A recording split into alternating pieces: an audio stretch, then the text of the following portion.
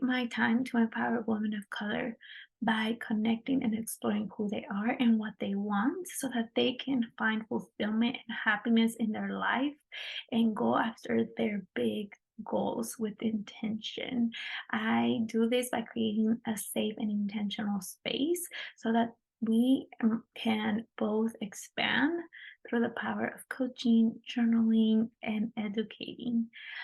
Today, I will be sharing all about the benefits of self care and the struggles that you might be facing, and what are some ways that you can take those struggles and really overcome them. So here are the benefits of self care.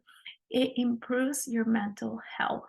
It increases resiliency and improves your relationships and also creates that self awareness that you need that often helps you with productivity and also it increases your quality of life. So making sure that we have a self-care practice is going to improve our quality of life and reduce and prevent burnout or prevent anxiety and stress. So here are the struggles that some people face when it comes to um, having a practice or creating a practice, a self-care practice, or really diving into self-love and making it a priority. So some people struggle with committing to the practice and being intentional with the practice,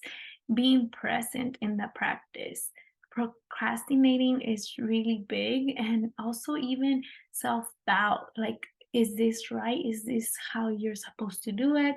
And the consistency and uh also time, like other things seem more important at the moment, and so that's having the time to practice this self-care and really embody that self-love is a struggle that many of you said that you had. So here is how to get started, or like get started on overcoming this struggles. The first thing is know that this self-care practice that you want to embark on and this self-love journey, it's a journey, and it's a journey that you need to choose and own up to that process. And when I say own up, it's like you really take 100% responsibility for this process. When we allow other factors or other people or experiences to take that ownership, then we're allowing that space to say, I don't have time, to say it, I don't know how to do this, but really think of it like I'm taking 100% ownership of this process and this journey. And when you take 100% responsibility, the first thing is you can start doing is exploring and reflecting. Here are the three questions that you should do. Why is this important for me? Why is this self care journey or this self love journey important for me? For me, it's important because I really want to have a good quality of life and I really want to improve my relationships.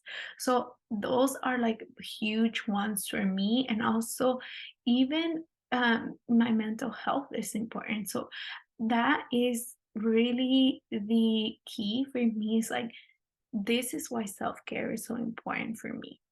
I want to be good, like mentally and physically, so that I can have great relationships because I love my family and I love spending time with them. And I also want to have a good quality of life because I want to break cycles. And that's why self care, self love is a priority for me. So, what feels good is the next reflection question. What feels good? For me, it might mean dancing. For you, it might be walking, running. So really start exploring and asking yourself, like, what feels good for me? not for someone else, not for what other people think is self care, right? Maybe for me, what feels good is taking a break between my meetings. Maybe what feels good is like having comfortable clothing. Maybe what feels good with this self care is like, I don't have to straighten my hair. That doesn't feel good. Like for me, like me having my natural hair, that's self-love. Like, I just want this. I don't care if other people think, "Oh, it's too frizzy," like, blah, blah, blah. Like, what feels good for you? Because self-care is not only about doing something, but really being, and allow yourself to make mistakes in the explorations, in your exploration, in your reflection.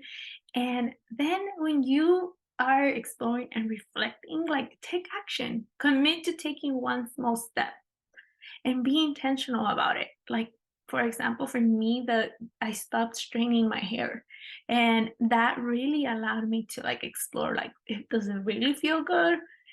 Maybe it doesn't feel good. Now I don't strain my hair, but I blow dry my hair once in a while, and that feels good. So finding my own way of showing up and feeling good about it is going to be key. Look inward for the answers.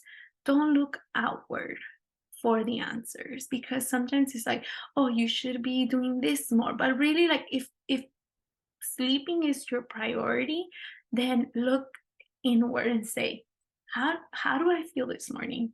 Is my body feeling tired? Do I need more sleep? Do I need more time alone?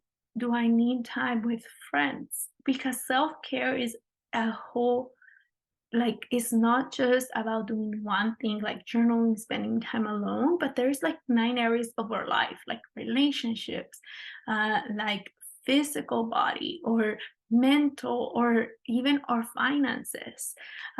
So all these areas of our life that we can start practicing self-care. And if you want to know about that, those areas of your life where you might need that self-care, or you might not know where you're really standing, then stay on the lookout for another email on where I will share this self-love workshop, in where we will cover all the 9 areas of our life and really take some time to reflect and explore some of the things that we want for our self-care routine journey, or self-care practice to look at like.